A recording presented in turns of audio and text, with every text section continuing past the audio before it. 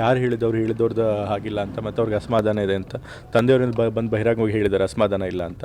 ನಾನೇ ತಂದೆಯವ್ರ ಜೊತೆ ಇದ್ದೀನಲ್ಲ, ಸೊ ಅವ್ರಿಗೇನು ಅಸಮಾಧಾನ ಇಲ್ಲ.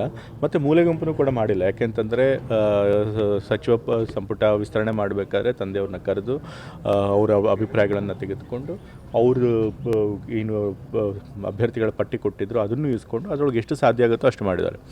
ತಂದೆಯವ್ರಿಗೂ ಗೊತ್ತಿತ್ತು ಇರೋದೇ ಇದ್ದಿದ್ದೇ 15 ಸ್ಥಾನಗಳು. ಅದರೊಳಗೆ ತಂದೆಯವರು ಹೆಚ್ಚಿನ ಹೆಸರೇ ಕೊಟ್ಟಿದ್ದರು. ಅದರೊಳಗೆ ಅವ್ರು ಕೆಲವ್ರನ್ನ ಪಿಕ್ ಮಾಡಿ ಮಾಡ್ಕೊಂಡಿದ್ದಾರೆ. ಸೊ ಹಾಗಾಗಿ ತಂದೆಯವ್ರಿಗೇನು ಅಸಮಾಧಾನ ಇಲ್ಲ. ಖಾತೆ ಹಂಚಿಕೆ ವಿಚಾರವಾಗಲೂ ಕೂಡ ಡೆಲ್ಲಿಗೆ ಕರೆದಿದ್ರು. ಅದು ತಂದೆಯವರೇ ಇಲ್ಲ, ಖಾತೆ ಹಂಚಿಕೆ ವಿಚಾರದಲ್ಲಿ ನಾನು ತಲೆ ತೋರಿಸೋದು ಮೂಗು ತೋರಿಸೋದಿಲ್ಲ, ಅದನ್ನು ನೀವೇ ಮಾಡಿ ಅಂತ ಹೇಳಿದ್ರಿಂದ ಅದು ಇದು ಮಾಡ್ತಾರೆ. ಸೊ ಹಾಗಾಗಿ ಅವ್ರನ್ನ ಮೂಲೆ ಗುಂಪು ಮಾಡೋ ಪ್ರಶ್ನೆಯೂ ಇಲ್ಲ ಮತ್ತು ಅವ್ರಿಗೆ ಅಸಮಾಧಾನ ಕೂಡ ಇಲ್ಲ. ಪದಗ್ರಹಣಕ್ಕೆ ಬರಲಿಲ್ಲ. ಯಾಕೆಂತಂದರೆ ಅವತ್ತು ಅವ್ರು ಹುಟ್ಟಪ್ಪಾಯಿತು, ಎಲ್ಲ ಬಹಳಷ್ಟು ಜನ ಅವ್ರು ಬಂದು ಅಭಿಮಾನಿಗಳು ಎಲ್ಲರೂ ಕೂಡ ಅವ್ರನ್ನ ಭೇಟಿ ಮಾಡ್ತಿದ್ರು. ಹಾಗಾಗಿ ಅವ್ರು ಅವತ್ತು ಬರಲಿಲ್ಲ ಅಷ್ಟೇ. ಗಾಯತ್ರಿ ಶಾಂತೇಗೌಡರ ವಿಚಾರದಲ್ಲಿ ಆಯ್ತು ಸರ್. ಗಾಯತ್ರಿ ಶಾಂತೇಗೌಡರ ವಿಚಾರದಲ್ಲಿ ಏನಾಯಿತು? ಅವ್ರಿಗೆ ಆಲ್ರೆಡಿ ಅವರು ಪರಿಷತ್ ಪಟ್ಟಿಯೊಳಗೆ ಗೊತ್ತಿದ್ರು, ಟೆಕ್ನಿಕಲ್ ಸಮಸ್ಯೆ ಇದ್ರು. ಹೌದು. ಈಗ ಅವ್ರ ವಿಚಾರದಲ್ಲಿ ಸ್ವಲ್ಪ ತಪ್ಪಾಗಿದೆ.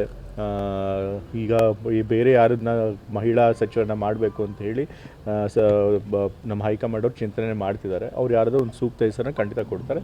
ಒಬ್ಬ ಮಹಿಳೆ ಕೂಡ ನಮ್ಮ ಕ್ಯಾಬಿನೆಟ್ಗೆ ಇಂಡಕ್ಟ್ ಆಗ್ತಾರೆ. ಸಿದ್ದರಾಮಯ್ಯ ಇನ್ನೂ ಸರ್ಕಾರ